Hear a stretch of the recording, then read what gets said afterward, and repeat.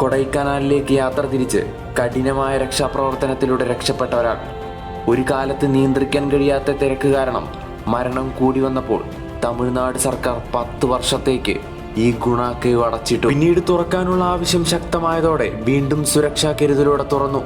1992 കമൽഹാസൻ ചിത്രം ഗുണ ഷൂട്ട് ചെയ്തതോടെ ഗുഹയ്ക്ക് ഗുണ കേവ് എന്ന പേര് വന്നു. ഗ്രില്ലിട്ടടച്ചിട്ടും സഞ്ചാരികളെ നിയന്ത്രിക്കാൻ കഴിയാതെ, ആളുകളുടെ ആവേശം അണയാതെ അപകടം പതിയിരിക്കുന്ന അഗാധകർത്തം പോലെ ഒരു ഗുഹയാണ് ഗുണ കേവ്. 17 ഡിഗ്രി സെൽഷ്യസ് ടെമ്പറേച്ചർ പലപ്പോഴായി രേഖപ്പെടുത്തുകയും പരമാവധി അത് 29 ഡിഗ്രി സെൽഷ്യസ് വരെ മാത്രം ഉയരുകയും ചെയ്യുന്നു.